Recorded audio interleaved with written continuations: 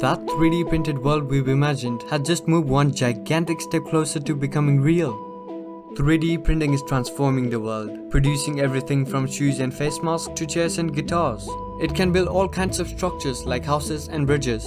And if that's not enough, it can also print biological organs known as 3D bioprinting. You're looking at a 3D bioprinted lung-mimicking air sac that's able to pump air into airways, mimic blood flow, and was built using living cells. And the technology is not limited to Earth. There's even been proposals for mankind's first Martian base to be built using 3D printers.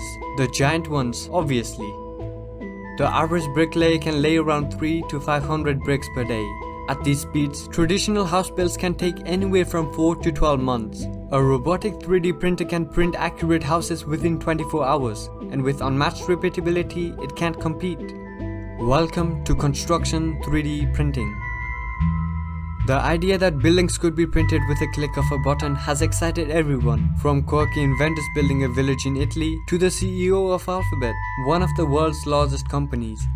Designers have produced an assortment of eye-catching printed structures, taking advantage of the technique's flexibility to create exotic forms out of plastic, concrete, metal, or even salt. Hey, I need a little help from you. We're trying to hit 5,000 subscribers before August 2021, and if you just simply smash that subscribe button right now, we'll get there in no time. I know that the subscribe button is a little bit small, but you can manage it, and trust me, you won't regret it. Last summer, a 3D printer was used to build a concrete house in Antwerp. It was the first 3D printed multi-story house in the whole of Belgium. The largest 3D printed house to date is located in the city of Ulm in Germany, with 380 square meters of living space divided into 5 apartments across 3 levels. But the largest 3D printed building in the world is located in Dubai, built by a Russian company known as Apiscore in late 2019. It is exactly 9.5 meters high with a floor area of 640 square meters. Back in 2018, Arup and CLS Archietti, an Italian firm, were involved in a project that used 3D printer to build a house, also made of concrete, in the city of Milan. It took just 48 hours for the structure to be printed. One of the major challenges for the project was developing a new type of fast-drying concrete that could dry before the next layer of concrete was 3D printed on top.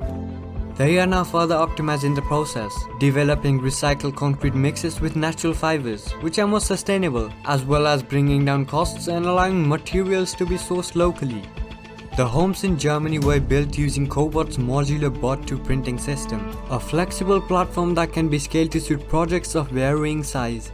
The printer needs just 2 operators and takes less than 48 hours to set up on site. Once up and running, the system can print as fast as a meter per second using data from integrated design models. If this isn't exciting enough, here's another one. NASA and the European Space Agency have some of the most ambitious plans of all, printing on the Moon and Mars.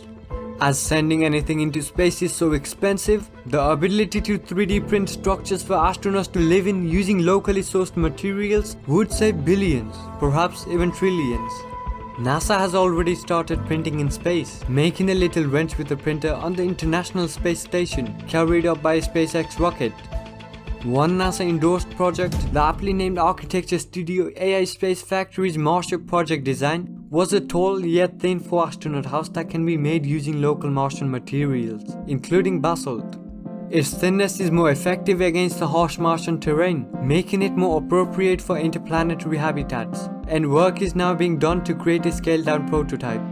Construction 3D printers are only getting more powerful, fast, reliable, and versatile over time, with new advances changing the landscape every year. Rather than plastics on standard FDM printers, these use construction 3D printers print layers of concrete using massive robotic arms. They use FDM style techniques, depositing concrete layers to create the entire frame of a house. Before you build a house traditionally, you need to get planning permission, draw up plans, get them approved, and agree on the house's layout. With 3D printing, you'll need a 3D CAD model or STL file. This is all your printer needs to print the entire house or any other structure. The concrete and other mixes that the 3D printer uses need to be mixed and prepped, and the huge house print is set up, which takes about an hour. Once ready, the concrete 3D printer deposits material along the dimensions specified from the STL house file. Once one layer is finished, the printer rises up one layer and repeats the process, creating taller and taller structures until the house is finished. They can only build house walls and chassis structures. However, leaving the house as a skeleton with rectangle holes to install windows, and plumbing and other systems need to be installed afterwards. However, for building skeletons for the house, construction 3D printing offers unmatched autonomy and speed. In the buildings being constructed using 3D printers, there is not going to be a single slot that has to be cut. Nobody is going to have to drill a hole for a power outlet. Robotic manufacturing will enable us to eliminate the loss in translation from data to matter and allow us to fabricate homes at great speed, with less waste and with higher accuracy than today. An entire house chassis can be built in under a day, leaving just the furnishings and electrical and plumbing and other systems to be finished. It is more precise, and no human error ensures every centimeter of the material is used, making it significantly easier to calculate how much will be needed in the first place. 3D construction printing can also build on difficult geographies and curve around tight spaces. A good example is a home constructed in France, which curved around a tree, making more efficient use of the space and making house building more versatile. It also has the ability to significantly reduce the amount of carbon emissions in the construction process, as only those materials required should be brought to site. Around 400,000 US workers are seriously injured or worse every year. With construction 3D printing, risks are greatly reduced as workers are not physically building the structure. But while 3D printed structures have appeared around the world, from Canada and the Netherlands to Dubai, which wants to 3D print a quarter of its new buildings by 2030, the technology is yet to take off as a widespread building technique. Dubai wants to become the global center of 3D printing. Why is unclear. Perhaps because it's all about the future, or something. The United Arab Emirates has a history of grand, futuristic, failed architectural experiments. But it also has a lot of money and political will to spend on developing a viable industrial niche in the post-petroleum world. So, who knows? Maybe they will print 25% of their buildings by 2030, like they claim. Stranger things have happened, like a sleepy desert backwater port suddenly transforming into one of the world's most affluent nations.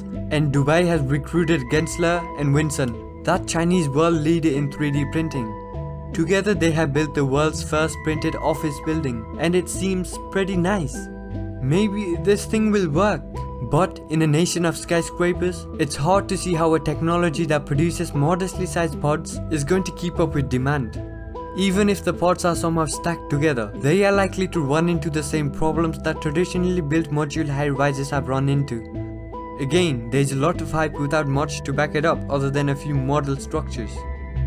While there's cause for optimism, we're still somewhere from the widespread uptake of 3D printing, and it's still not clear if the technology is going to save the world or be another decorative footnote of architectural history. Subscribe if you enjoyed, and see you in the next video.